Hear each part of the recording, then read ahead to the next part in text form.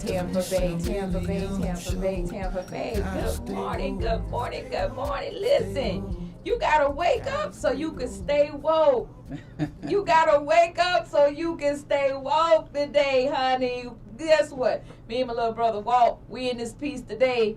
We got some interesting things that we're gonna be dabbling about. We just gonna have an open forum show today. So whatever you want us to talk about or whatever questions that you may have or concerns, feel free to send us a text message or call into the show at 813-444-9588. And, you know, whatever it is, me and Walt, we're going to try to get to it. We got pen and paper in hand, so if we don't have the answer today, we will definitely be able to get the answer for you by next Saturday, and we'll reach out to you. Walt, how you feeling today? You know, I'm feeling pretty good. You know, it's incredible to do radio, and then people hit you offline to ask you questions. So I can't second that enough. Give us a call. We want to put you live on air. We want to answer the tough questions. We want to get right to it. A lot of times, you know, we get the call on the text, or we get the call on the social media about what did we discuss, or a little bit more in-depth information. Give us a call. That's right. Give us a call. We'll address it on air. We'll address it. That's right. Listen, everybody in the Tampa Bay area, in the state of Florida, you all know last week we had a phenomenal event. We had the Kappas in town. The Kappas, they took over Tampa Bay. Everywhere I went, I seen them. I'm in game time and I seen them. I'm everywhere at Evor and I'm seeing them. I think I was in church and seen a couple of red shirts out there. Y'all took over. And let me tell you something. It's one thing about being on In Touch News, internet radio, but In Touch News is also in print form. So I want you all to understand, in every local black-owned business, you will be able to find a free copy of In Touch News and radio newspaper every month. And guess what? If you have a black business and you want to advertise, consider In Touch News and radio. But the reason why I had to open up this paper, because I was in the burger spot on Martin Luther King, and when I walked in, they were just like, "Stay woke." Stay woke. That's it. They were like, "Stay woke." So my food was free yesterday, so I want to say thank you. Praise the Lord. My food was free yesterday, but I want to talk about this phenomenal donation that the Kappa Alpha Psi fraternity donated $80,000 to the Skills Center in Tampa Bay, Florida. Thank you. Yeah, thank you. You're welcome. Now, if y'all bringing up money like that, who's single, Pops? your daughter looking for a husband. Need some community work. Look, we need some community work. I got all three of my girls married. They done. Hallelujah. Oh, look, this is a beautiful donation. That just took my breath away to see that we have people who traveled from all over the United States to come and visit with us last weekend, and then to leave a footprint. We had about 20,000 brothers to visit, and we left about a $25 million impact on Tampa and the Bay Area. Yeah, that's I wonder what the numbers was, but this is the first time in, I believe, Kappa history that they ever had the event held here in Tampa Bay. And then everywhere you went, they were impacting our downtown business, our outer city business. But to be able to walk away, like you said, and leave something behind, it's definitely a blessing, and it definitely needs recognition. And the biggest impact were to the the hotels. For sure. And the restaurants. And we got a lot of bars that were involved, but we also had a lot of black businesses that were part of putting this thing together. This was a 3-year project that we worked on, and so when the NAACP kind of pushed to with the travel ban on Florida, it was too late for us to try and pull out. And so our footprint, our word, the thing that we wanted to push most was getting black businesses involved and getting them to be a part of the economic prosperity that we brought to Tampa Bay. Going further into this newspaper that I want you all to start getting every month, the paper free. You know what we like? We like things for free. The paper free. Listen, black-owned restaurants and eateries. You did that. He listed Al's Finger Licking Good Barbecue, Burns Restaurant and Cigar Bar, Big John's Alabama, Chiefs Creole Cafe, Copa, COPA, Duality Vegan Cafe, Eggs Up, Flavors Jamaican Grill, Grant's Crab and Seafood, Jazzy's Bar and Barbecue, Jerka Island Grill, Loaded, Lorraine's Fish House, Main Course, Mama Southern Soul Food, TFK African Restaurant, Pop Goes the Waffle, Queen of Sheba, Ray's Vegan Soul, Rose Bar, 7th and Grove, T. Bayamba, 22nd South Food Hall, The Burger Spot, Yaman, Yuppie, and Zen's House of Flavor. And let me tell you something. If y'all ain't tried Yuppies, whoo, mercy. Mercy. Y'all need to go to Yuppies. So, you know, not only is you know, In Touch News and radio, where we're all reality stars, where you can, but look, advertise in the paper. Advertise in the paper. Get in the paper. Get in the paper. Get in the paper. Get in the paper. And it's most important. Walt, something that I read, a lot of people don't pick up the La Sagrada because it's Spanish, but they do have English form. A lot of people, but that's where the real news is. Because let me tell you something, those old Spanish men that's sitting in that building on 7th Avenue, they don't have a care in the world. They don't have nobody to lie to. But what sparked some interest in me, I was at the bank. I said I was having money problems yesterday, and I like having those type of problems. Well, I got to go in the bank and say, Lord, another check that came in. Blessings. I like them problems. I like them type of problems. But it says the city of Tampa entered into a pilot program in May of 2019 with 4 motorized scooter companies to use public right-of-ways to park and market their scooters for rent. In return, the city asked for $20,000 a year of right-of-way permit fees per company and $1 a day per scooter. The city has never renegotiated the agreement. Instead, the city extended the pilot program agreement.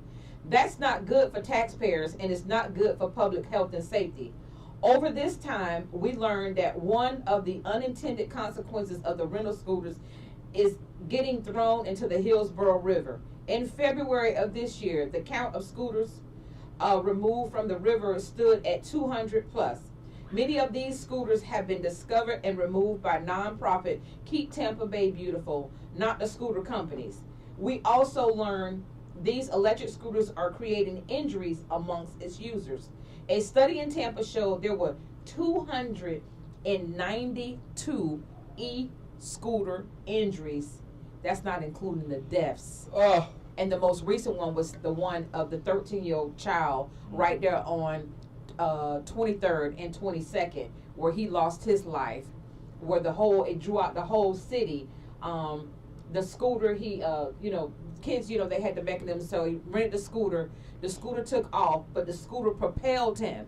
The scooter just stopped. It started going, and then it propelled him. But when it threw him off, it threw him in the motion of a moving traffic car, and it killed him immediately. So I want to stay on top of this story, because if the city is getting paid, where's the oversight committee for the city that's saying, wait a minute, we may need to renegotiate this, because all of those scooters have GPS systems on it. So how you not knowing that the scooters were thrown into the Hillsborough River? Well, the first thing that comes to mind is when you look at these scooters, they're only in a certain part of the community. Mm-hmm. They're only on downtown. Majority of these scooters, you don't see them scooters in East Tampa. You don't see them scooters in West Tampa. You see those scooters downtown Tampa, where all the businesses for people to be able to commute quickly from lunch spots to back to work. So the scooters, let's keep it real with everybody, was designated for downtown employees to ride to and from, whether it be nighttime establishments, riding from their apartment downtown to a food place and they coming back, or they're at work in the morning going to lunch. Those scooters were only created for downtown people who live there and work there. But the thing about it is, look, let's call a spade a spade. They weren't even being utilized for the program that they implemented for these employees and these drunk bartenders, and patrons. So they said, what, let's put them in the sights of the black community. And guess what we did? We just made the scooter companies even richer. With no oversights for the killings and the injuries that are happening with these scooters. Let's talk about the one that electrocuted the lady. She got on the scooter and she was wet and it electrocuted her. So these are the things, literally, like, where is the oversight committee for the city of Tampa. They need to take a closer look at this, and if we, the taxpayers, because the city of Tampa, these taxes, that $20,000 per year per company, a dollar per day per scooter. Where's this money going to? Is it going to a program or somebody's pocket? Come on, say it. Come on and say it. I was coming around the mulberry bush. Stay woke. We come on. I was coming around the mulberry bush. We got a phone call. We got a phone call. Caller, how you doing this morning? Hey, good morning, Michelle, and good morning. I'm sorry, I'm sick, so okay. I'm having a lapse of memory. This is Robin. Robin, how you doing? I think that tougher regulations. I see because those scooters drive a certain miles per hour, right? Yes, ma'am. They zoom past me, and they drive. They're dangerous. And if a 13-year-old, would a 13-year-old drive? I guess 13-year-olds are bigger now, larger now. But there has to be some type of regulations with them, not just for them to plop them. I saw scooters plop, and then everybody's riding them. And you think that they're easy to ride, and if you don't have any type of training, it's not like riding a bicycle, right? It's not right. like riding a bicycle. So I think some type of we don't like regulations, but to save our lives, save our kids' lives, I think that there has to be something done. Kids carry credit cards now, so they don't need our permission to get on the scooter when they may not be able to or equipped to be able to ride it. Right? I'm sorry, Robert. Let me cut you off real quick. This is so true because children, they got Cash App cards and Venmo cards, Apple Pay cards. So you're right. As long as there's money in their account, they can go to the scooter just like an adult, swipe the card and rent the scooter. The problem that we're having is that the same way you seen the police chief ride the golf cart on the highway with no license plate, no registration. You know, she was reprimanded, obviously, you know, stepped away from her position. But, you know, what happens to the child who's 13 years old that's riding that scooter down the highway or down the street? You know, no license, no registration, nothing. And they're all in the streets. I mean, crossing the streets at will. If you go anywhere downtown, anywhere like remotely in that area, you know, you see children of all ages all the way up to adults riding those scooters, and there is no oversight. So, you know, it's a great topic. Let me ask this question. Okay. Mm-hmm. Would you oppose? Would there be an opposition if it's noted that and I don't know how to do it, to be honest. I was just going to ask, would there be opposition if they are a first-time user, that it's mandatory that they get some type of training on it, or they can't use it until it clicks their. So they need a more advanced system. The scooter company does, because it's accessible to everyone, and it's cheap for them because no one has to mandate check ID and so forth. And it may not be the way. They may have to spend more money with having people check those scooters out and to prevent them from being thrown in the river. Somebody has to check them back in. So the overhead of this company right now is minimum. So maybe it is, in order for safety to be done, deaths not to happen, for the betterment of the community, that they are forced to increase the top man is just not making money. They have to hire people to check these things in and to check IDs or whatever in order for people to be able to legitimately ride them and be safe on them. Well, I think that's something, Robin, if you're willing to, this is something, like I say, this is a free form show today, and this is something that I would like for us to spearhead. Maybe me, you, and Walt can maybe meet one day next week for either dinner. Fine. Yeah, meet for dinner, and we'll put pen to paper, and then it's time to take it to the city council, because there has to be an oversight committee. Fine. Yeah, it has to be an oversight committee on this, because this is 292 people. Yeah. That's too many. Yeah. One was too many. One was too many. And here's the thing: the city is making, obviously negotiated this deal, so they're making all this money, and like you said, the companies of the scooter are just raking it in with no policies and procedures, no safety measures, nothing that works out with the Department of Transportation, anything. I don't ever even see the police pulling over people with scooters in the streets. So, if we're just going to let this run rampant and we're having death and accidents because it is, it's time to take another look at this. It's time to maybe renegotiate the contract. We have to put public safety first. We got to protect our children. And me personally, I think, you know, if you're not able to drive a car, you shouldn't be able to swipe and get the scooter. Well, I mean, it's like riding a bicycle, but it's motorized.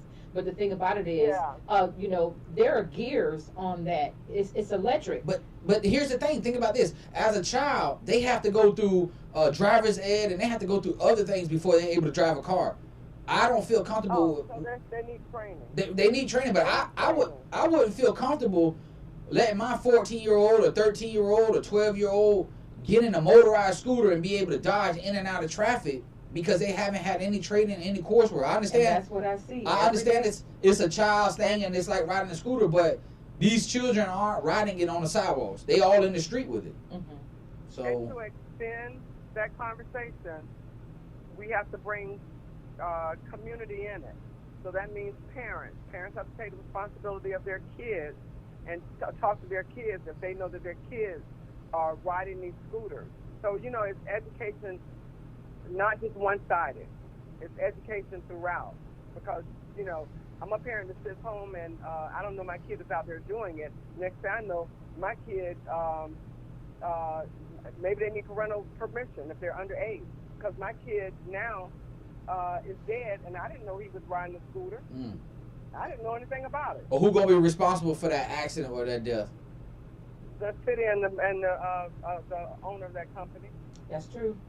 That is so true. Well, Robin, I'm definitely gonna reach out to you for next week for me and you and Walter to go to dinner and put this pen to paper, because I think this is an issue that I believe that our city council men and women, they want to hear, because like Walter said, this is public safety. And if we don't advocate for the people who look like us, then we can't depend on anyone else to do it. So I'm looking forward to... No, I look forward to the dinner, since you said you went to the bank this week.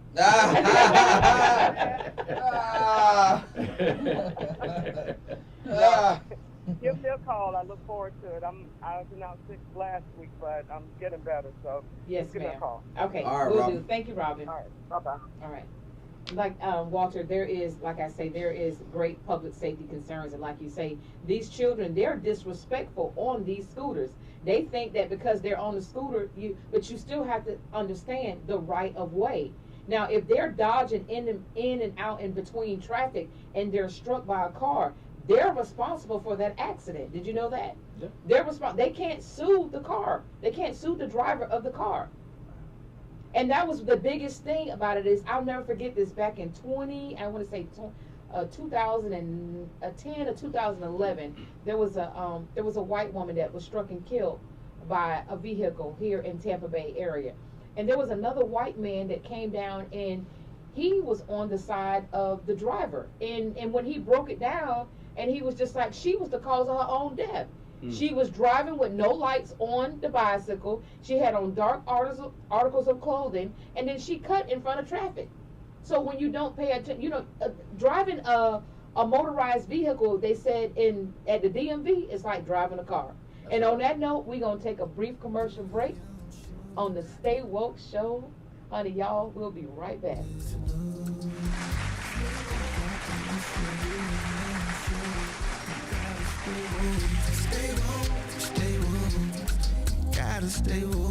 By now, we're all aware of the dangers of COVID-19.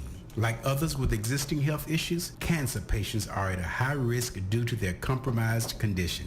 If you are newly diagnosed with cancer, your care likely can't wait. Moffitt Cancer Center is the best place for your cancer concerns and to provide guidance to help you plan your next steps. We're here for you. Call 1-888-456-2839 or go to moffitt.org/here for you. Hey, this is Agent Wright, better known as Mr. Clean. You looking for some great barbecue? Come see them two brothers in the grill, located at 423 Virginia Street, Charleston, West Virginia. We got ribs, chicken, pulled pork, brisket, collard greens, mac and cheese, baby.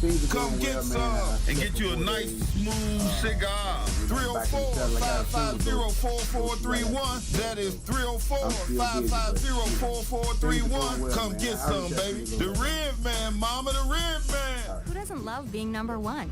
When your team's dominating the standings, or your favorite band rocks the charts at number one, it feels good, right? Kind of like how it feels when you have auto insurance with State Farm.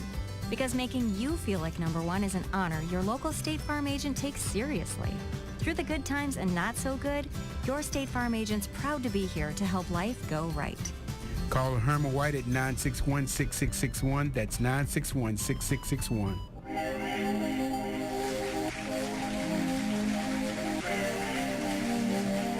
Tampa Bay, Tampa Bay, Tampa Bay. Welcome back to the Stay Woke Show. And I think that's going to be our new tagline. You got to wake up in order to stay up.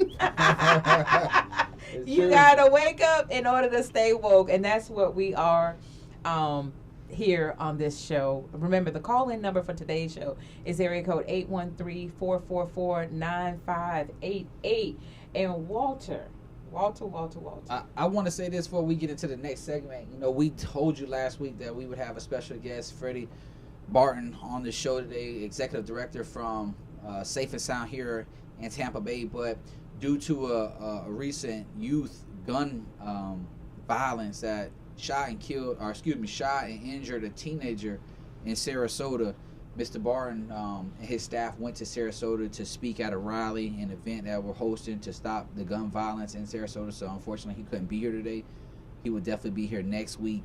Just want to give you guys an update. So we respect everything that Freddie is doing, being able to advocate down there for people, for children, to stop the gun violence. And I can't say this enough with, you know, our governor passing the bill for people to carry guns. I'm asking everybody out there to be safe. Mm-hmm. Be safe. Do the right thing. You know, you don't have to pull a gun just because you have the ability to carry. Think about your actions before it lands you in Florida State Prison or in the justice system facing charges.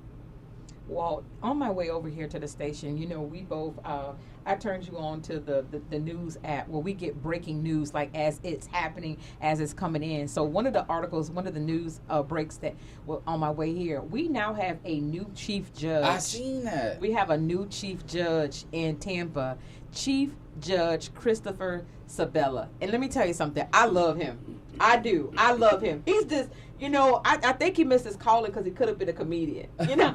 But he is one of the most fairest and impartial judges that the 13th Circuit has down there. And I just want to say congratulations to the judge, Your Honor. Thank you so much for standing in the gap for so many families that have gone through that courtroom, because he's literally sat in just about every courtroom. So, you know, there, family law, criminal, civil, you know, he's really done a great job over there. And I'm going to reach out to him next week to send him a congratulatory statement from the Stay Woke Show. And I'm just so happy that, you know, that he was chosen, because he's a judge that's well deserving of this position. Well, you know, anytime you're a judge, especially in the criminal court here in Tampa Bay, you know, you're under much scrutiny. You know, you have a tough task. You know, you're dealing with families, you're dealing with people's lives, you're sentencing people every day, you know, and that has to be a difficult burden to carry every day, that you gave out this amount of time, or, you know, maybe there was a case that could have went a different way. All I ask from the judicial system is for them to do their research. You know, if they're going to sentence somebody to prison or they're going to give somebody some time, I just ask for everybody in that party to do their due diligence. Does the evidence match the charge that the defendant is being charged with? Are there other alternative measures that can be taken in the case to prevent a person or a child from going through the justice system? You know, there are so many programs offered in our community, and I like to hear good stories that a person got sentenced to this program instead of getting sentenced to prison, and their life turned around. Mm-hmm. They were given a second chance. A second chance doesn't have to take place once a person has came home from incarceration. A second chance can happen right there in the courtroom, because a judge sees that this child or this adult has a future, and instead of derailing the future, does something as an alternative program for them.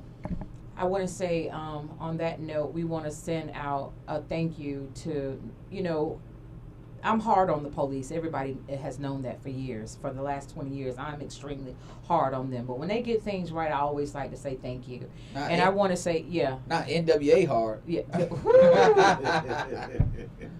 Okay, for the 20 years, them NWA hard. I ain't saying no Easy records, Ice Cube, you know. But I want to say thank you and kudos to the Tampa Police Department for rescuing sex trafficking victims this week in the Tampa Bay area at local hotels. And that's something that we have to understand, that this is real. It is happening, and we need to be vigilant with our children, and we need to tell our teenage children.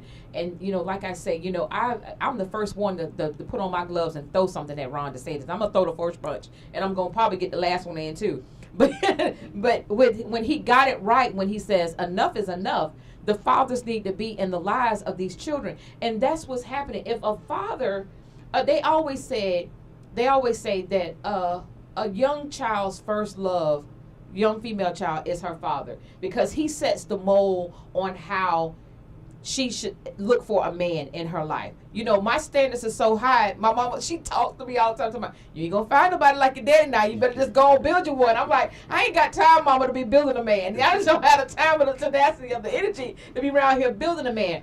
But pay attention to your daughters. Pay attention to your sons. They are so easily targeted. You know, I had taken my grandkids last weekend to game time in Ybor City.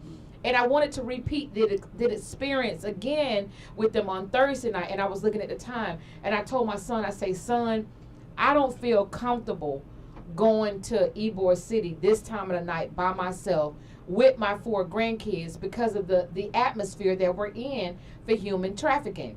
And he said, Mama, he said, you know what? You know, I'm just gonna say it like he said, you surely is right, Mama. I say, but I couldn't ask him because he got to be up at 5 o'clock in the morning to get ready, to take them off, you know what I'm saying, to, you know, to daycare and everything, to the babysitter. And I'm just like, so I told the boys, I say, not this weekend, but maybe, you know, the following weekend we'll be able to do something after school starts and everything. But it's just horrible that you can't even, you know, because those places like that, they've always been a playground for you know what I'm saying, for pedophiles and for sexual offenders, you know. And it's sad because, Walt, you know, that's just like when we were there last weekend, my 5-year-old grandson said that he had to go to the bathroom, right? And then guess what I did? I asked the young lady, her name was Ebony. She was at the counter. I said, Ebony, can you get my waiter? And she went and got Jacob. Jacob came. I said, can I have foil for the table? He says, I have better there. He came and he opened up a brand new tablecloth. We put it over our food. We all 5 of us stopped eating as I went upstairs to let one of them use the bathroom. And I'm just like, all y'all better use it because we ain't finna be doing. You know, it's at that point where we can't, you know, it used to be like you said the other week. Well, you used to be able to let your kids go to the bathroom. Now you don't know who's hiding in there. You know, I will say this, you know, our time has changed with, you know, letting our children do things. And that's why, like, when we were talking about the scooters a minute ago, you know, 30 years ago, that was unheard of. Mm-hmm. To let my child ride around the city with a scooter. But now it's gotten to the point where we got a call. We're definitely going to take it. But now it's gotten to the point where our children are everything. Yes, sir. Good morning. Stay woke. You know, we got another caller. How you doing this morning? This is Robin again, so I'm listening to your show evidently. Okay. We appreciate it. Okay. Okay, so we have to get back to basics. When you were little, did your mom let you go to the bathroom by yourself? No. She did just what you did. Mm-hmm. She didn't leave anybody. She took everybody with you too. If you had to use it, she took everybody. Because 9 times out of 10, it's like a domino effect, right? Mm-hmm. One has to use it, 10 minutes later, another person has to use it. Right. So she said, let me knock all this out at once. So we as the black community, even with COVID and so forth, when they were pushing out all those mandates, you got to wash your hands, you got to not be in anybody's face. That's what our parents taught us. That's what we were raised on. We're getting away from who we are. Mm-hmm. Those other people have the problems with not doing it, right? And I'm not even talking about anybody else. But black people, we have to get back to basics in regards to what our roots are and how we were raised. That's exactly how we were raised. We discipline our kids. We had conversations with our kids. We talked to our kids not about life, because a lot of our parents were moms, but the things that we have to get back to basics that made us solid, we have to do that with this generation and forthcoming. So it's up to the grandparents. That's right. Because children don't do it. That's right. But it's up to the grandparents. My grandkids come here from California. They in tack and toe. They know when they walk through this door, It's Mimi and Granny. They know I don't play the radio. They know the stuff that they do at home. And it's amazing how they can shift gears and be one way with me, because I don't have no problem with it. Because I mean what I say, and I say what I mean. All right, now. With their parents, they get their parents' tail. Well, no, good conversation. Good conversation. Thank you. And I was surprised that Tampa, I was very surprised with the numbers of Tampa and sex trafficking. Yes. I was very surprised about that. Yeah, you can Google it. The unfortunate thing is, those people prey on kids that's running away. Right. Kids, they end up having mental issues. Just a lot of it is sad, but we have to get on top of it. And the number of black kids I was surprised about the number of black kids that's affected by it. Mm-hmm. So yeah, we have to get with it. And again, you guys are talking about community issues that have to take the community. We can't leave it out, and that does mean parents. Thank you. Thank you, Robin, again for calling in. And Walter, this is just something that, like Robin said, we got to get back to basics. And it's so sad that reality TV has conditioned. We have to talk about conditioning that's coming from these young parents. You're conditioning your kids to sit around and smoke weed all day. You're conditioning them to see men running in and out your house. You're conditioning your daughters and your sons to see you getting your behind toe up. You're conditioning your children to see you getting cussed out all the time. We have to, as a black race, we have to stop allowing the conditioning of our children to happen. And we have to, when I say we, I'm talking about all of us. We have to stop this foolishness. You know what my son said? Me and my son got into a heated argument. And y'all know I'm so transparent. And people are like, oh, you just, no, I'm transparent because I can't say that I'm an advocate and a leader and not say that, I have my good days and I have my bad days. Well, sometimes I want to choke the snot out of my 28-year-old son, finna be 29 next week, But my son said, he looked at me, he said, Mama, since you and my daddy got a divorce, I have not seen you with a man in this house. And me and my son's father got a divorce when he was 8 years old. That was 20 years ago. That was 20. But I have dated, but I've never bought these men, the 3 men that I dated, I've never bought them around my children because I needed to make sure that it was going to be something between me and you before I brought you around my jewels, around my diamonds, around my hearts, around my bloodline, to make sure that this was going to be it. So he was just like, and I was just like, why you act the way you act sometimes? He was just like, well, Mama, it's your fault because you ain't never get me a stepdaddy. Oh, boy, let me tell you something. Boy, I had to catch myself.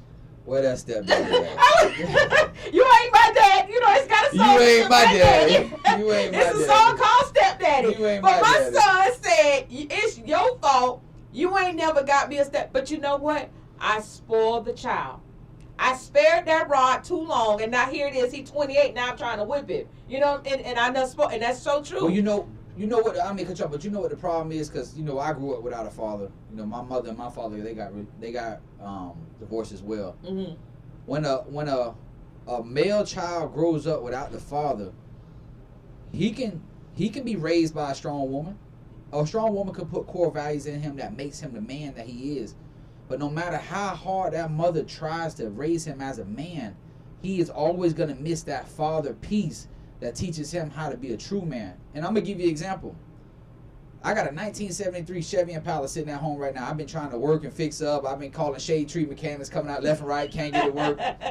But, I had my girlfriend's father come fix the car. He show up, less than an hour. We know what's wrong with the car. We know what we need to get it fixed. We know how, what. He said, hey, next time we come out in an hour, it'll be fixed. And being under the hood with him, I had to realize in a split second that he had a father that taught him. That's right. Come on. How to do certain things. Come on now. Now, my mama, she, God bless her, I'm dealing with a real one. I know she out there listening somewhere. She taught me, never settle for things. Always work hard. Always find a way. Always not use excuses. There were some core values that she taught me, but when it comes to how you gonna change a ceiling fan, or how you gonna be able to hook up a washer and dryer, or how you gonna be able to get up under this car and fix it because we don't got the money to pay somebody. Mm-hmm. those are some of the things as a man, as a grown man. I'm a grown man that I think back when it happened, when he was under the hood. I said, man, he had a father, and I even told him, I said, look, Pop, I said, you've been here 40 minutes, can already diagnose what's wrong with him. He said, because, you know, my father had a mechanic shop, you know, I worked under there, so these are things that I got taught. And as a man, I'm just using that as an example. There's a lot of things as a single mother when raising a male that he misses out, that he's going to miss somewhere in his line. And if he don't ever learn it himself, he's never going to be able to correct that generational curse, as what it is, of teaching somebody how to do something. Now, we could all get out there and push a lawnmower, but can you sit up there and put up the TV on the wall with the brackets? Can you get up there and change the ceiling fan? Certain things that we as men should be the people in the household taking care of. You know, I'm old. When I see my grandmother and my grandfather did everything. Listen, my grandmother was spoiled. My daddy and mama was spoiled. All she was responsible for is just to cook. Everything else in the house, boy, stay out of the way. I'm going to fix this, that, and third. But I didn't have time with my grandfather growing up. You know, I only got a chance to see him every other weekend or sometimes in the summer. So I didn't get a chance to get that experience. But, you know, as a father myself, you know, these are the things that I've had to learn on my own in hopes that I could be able to teach my next generation these things. So the 28-year-old son ain't saying, Mama, why, you know, I ain't had no stepdaddy. Well, you know, that's just the anger and the hurt that's resonating inside of him saying, you know, I miss this, Mama. You know, and I don't know if I could be, you know, vulnerable enough to say this to you, that I miss this. It hurt inside that I didn't have a male figure growing up that I could have a mentor and teach me things. You taught me well, but, you know, I needed that. You know, and it's so hard. I taught him, because I taught him how to change the tire. I taught him how to change his oil. I taught him how to do the transmission fluid, to check I taught him all that. You know why I was able to? Because my grandfather, I'm the oldest grandchild and the oldest great-grandchild. So I was fortunate to have my mama, my daddy, my grandparents, okay, my great-grandparents, and my great-great-grandparents. I had my grandmama's mother in my life until I was 5 years old. So I've had, you know, longevity runs deep in my family. My great-grandmother died at 113 years old in Alabama. So, you know, longevity runs in our family when it comes to the women. So my son was just like, and you said that right. I taught my son the basics. And I taught my son, this is how you're supposed to treat a woman. This is how you're supposed to do this. And this is how you do it. But you know what? It's always something that seeps through the crack. It's like the devil always was challenging me through my son. Like, are you really God's daughter like you say you do? And then next thing I know, my son come at me and try me with something. Well, what this mean in the Bible? Or why you always doing this? And why you always doing this? Family, let me tell you something. I shared this with Walter. And I share my experiences so other people can see how real God is. You all know in 2021, October the 29th, I went through one of the most devastating things that a family can go through.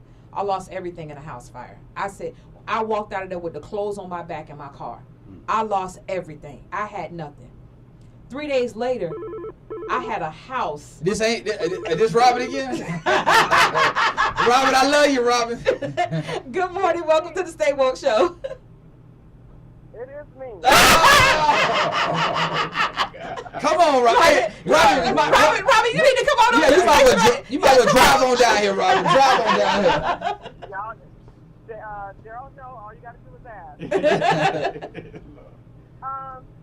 So we have to get out of that.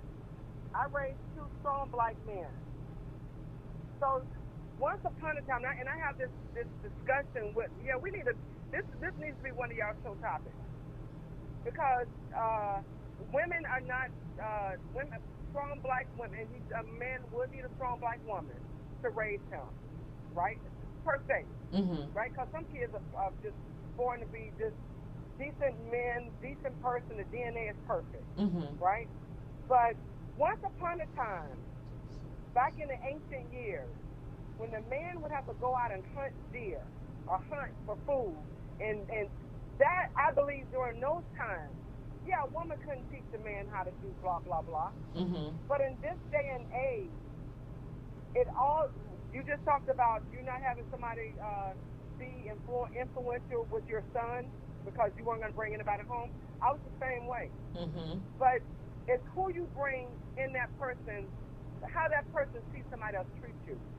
But how I identify a woman being able to raise a man is that woman showing that son how he treats his mom. You always hear how a man treats his, if he treats his mom great, he's gonna love somebody just the same. Mm-hmm. That's the connection, right? So a man raising a daughter will bring a woman.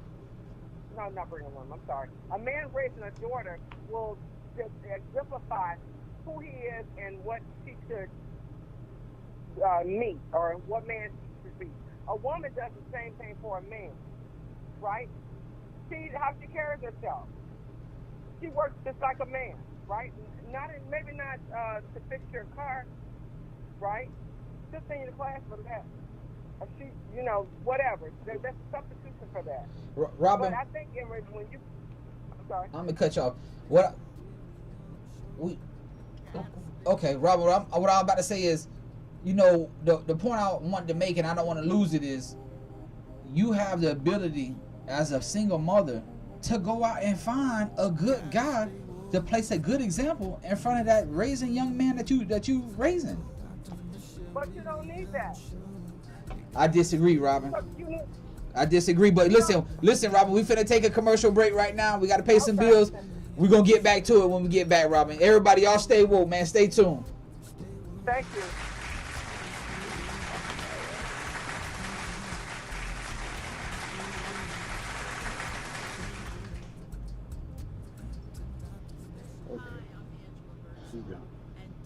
Yeah, we should just had Robin in here as a guest. I'm telling you. Okay, well, pull this up real fast. We got 23 minutes. 27 minutes, right? Ashley Moody. Now this is good because it's on news break. Yeah. You got 17 minutes. 17 minutes. I'm sorry. Ashley Moody warns Floridians about hackers accessing the smart TVs. It's been happening. Get your information, your credit card information, off how you have it stored in when you to pay your TV subscriptions every month. Man, they've been hitting. Let me tell you something. That Tampa General hack, that was an inside job. I don't care what nobody say. 1.2 million patients' information leaked to a hacker. I'm so sick of this shit. I think we're still live. At the Law Office of Clemson Parish, we take the pain out of being hurt. Offices Riverview. Y'all are live still. No. Hey. It's this mic. It might be. Let's see. Okay. State Farm agents proud to be here to help life go right. Call Herman White at 961-6661. That's 961-6661.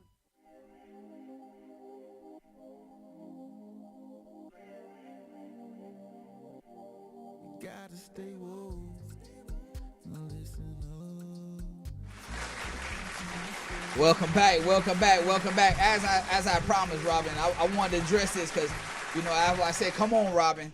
What I want to say this before we went to commercial break is, understand this. There are a lot of strong women out there that are raising children. I don't disagree with you. For some reason, whether it be on the mama or the daddy, the relationship didn't work between the parents, and now there's separation, and usually the mother is left with the child because 90% of the children after a breakup go with the mother. Those are statistics.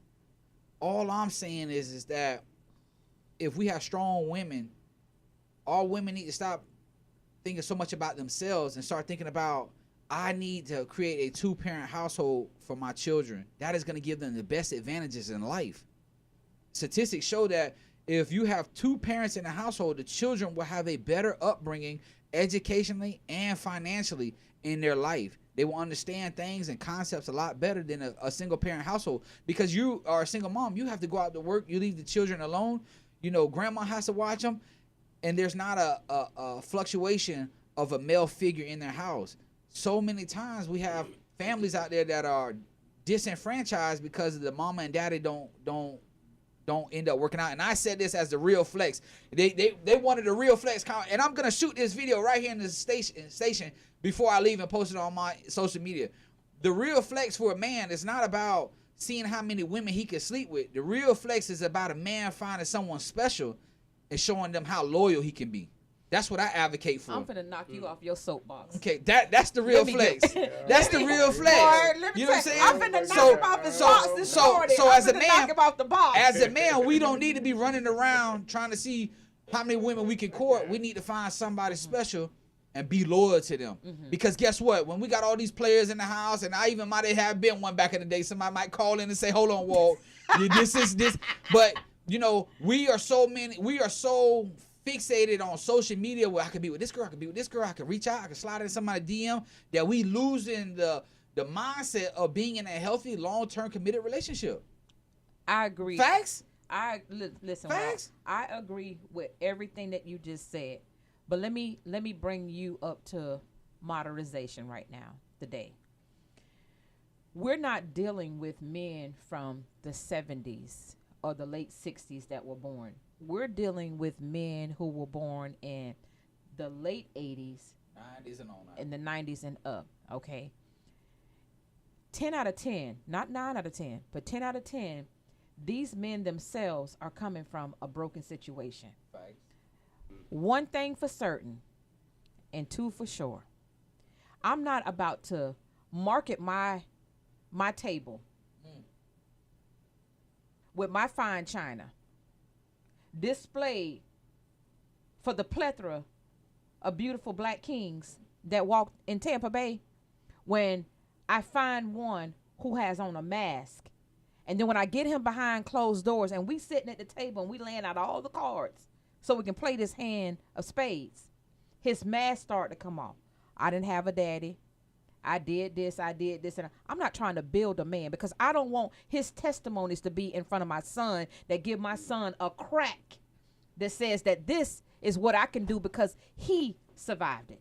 I'm not going to bring a broken man into my solid foundation only to break my foundation.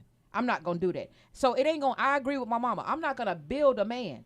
I'm not going to build a man. Now, one thing that I will, see, I don't have a problem dating outside my race. I've been dating white men.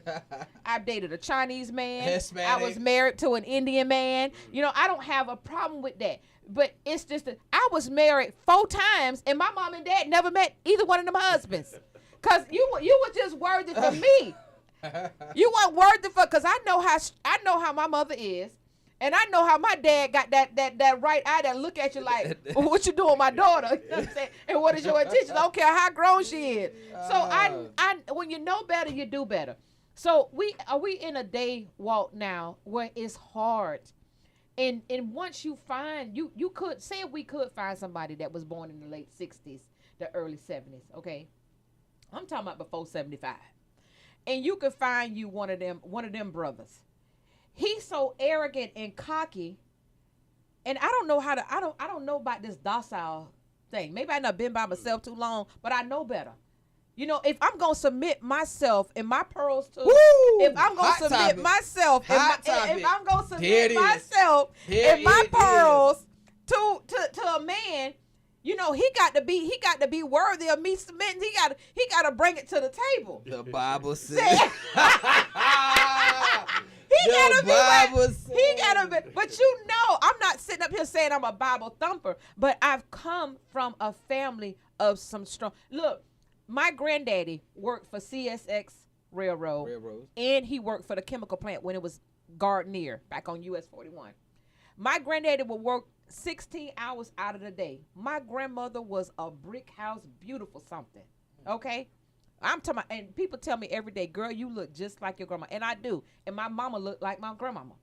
And when I tell you, my granddaddy would go and work 16 hours. That's why he's working so hard. Come home and cook a full course meal, bathe my grandmama, make sure my grandmama got her night coffee and her medication, and tell her to sit down and put her feet up. My daddy spoils my mama like crazy. And I'm just like, so I'm looking at how my daddy still takes care of my grandmama, who lived in Progress Village, who well over in her late 90s, okay?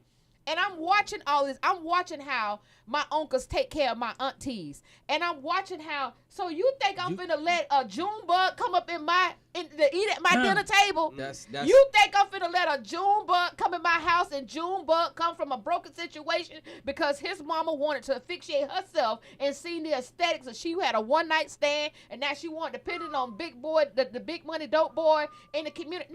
No. Well, listen. Let me stop you right there. Let me stop you right there for all the people listening. First, I want to say there are still some good guys out there.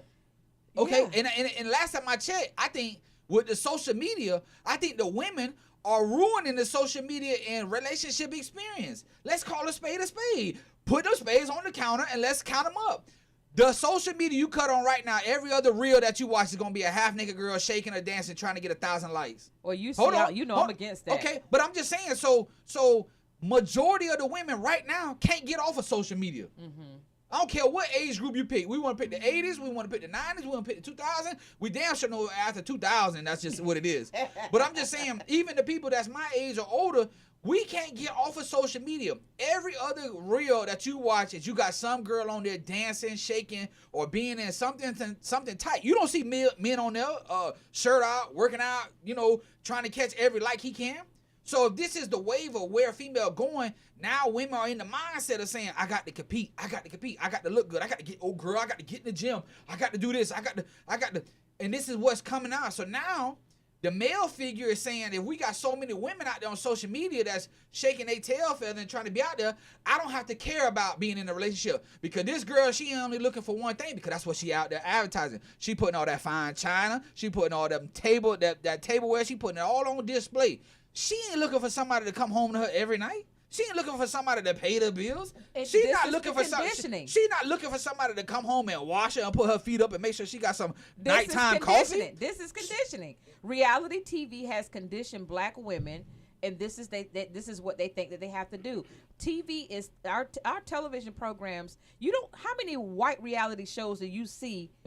Come on now, let's tell the truth. How many white reality shows the fashion life started a long time ago that you see on TV where white women are acting a donkey like these black women on these reality shows? And I had to tell one sister, I broke it down, and I heard, and I'm sorry, not sorry, but I had to hurt her feelings because she went and had a BBL. Oh Lord, listen. She done went down in Miami. Oh Lord, she went to Colombia. Okay, she got it even cheaper. Dominica. She went to Dominica to have a BBL, right? And so she was just like, Dr. Williams, I be listening to you. I've been following you for years and everything. What's BBL? I'm gonna break it down to you. BBL. Let me stop it right there because BBL mean that she done went and got down, went and got a butt transplant to make her butt bigger and stuff like that. To got give a her tummy more done filling. and a breast Baby got a done. tummy done. But guess what? In the 70s and 80s and the late 90s when Jodeci and Keith Sweat was playing, girls weren't talking about, well, girl, I got to go down to Miami and get me a BBL because I ain't got it like that back there. Listen, so I told her, she said, and Dr. Williams, I be listening to you. I be praying.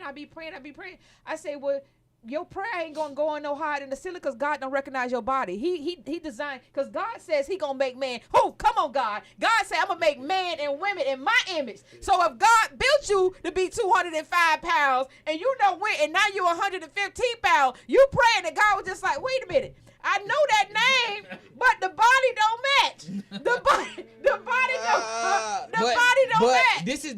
This is further evidence of what I'm talking about. The social media, all these reels done changed the image of what women want to look like and be like, and they got to keep up with people. And listen, I'm gonna tell you like this. I'm gonna be real transparent.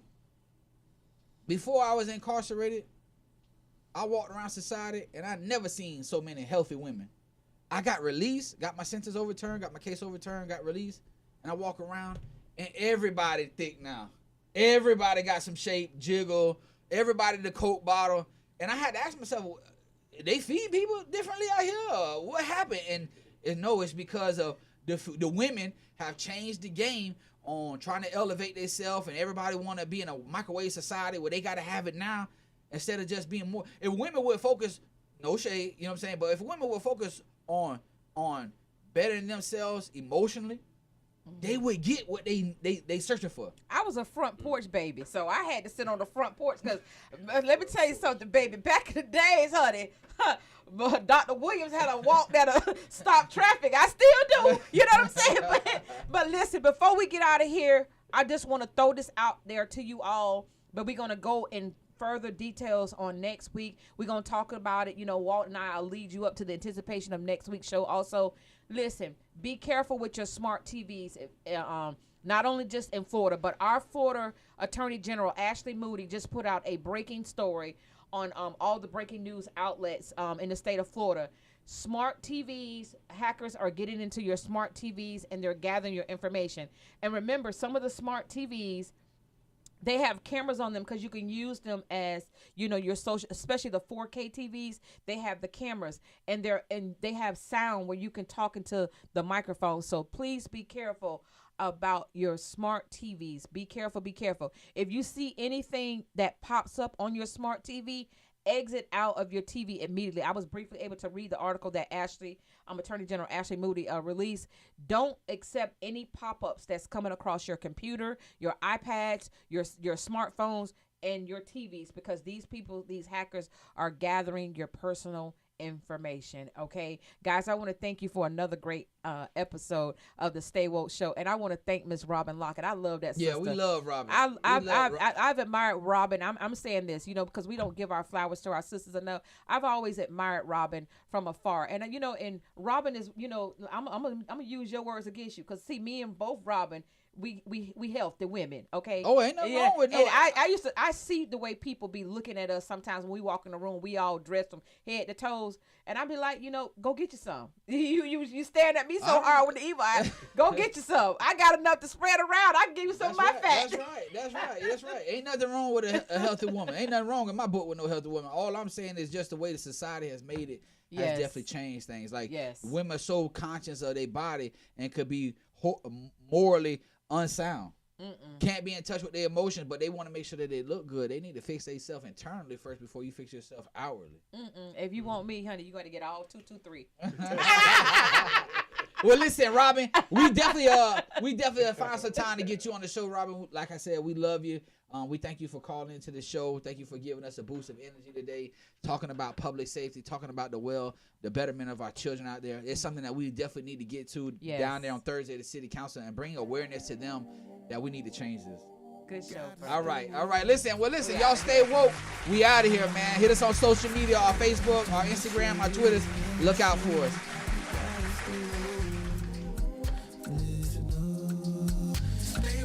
DR.Michelle, William show. You gotta stay woke. Stay woke. Stay woke. Gotta stay woke.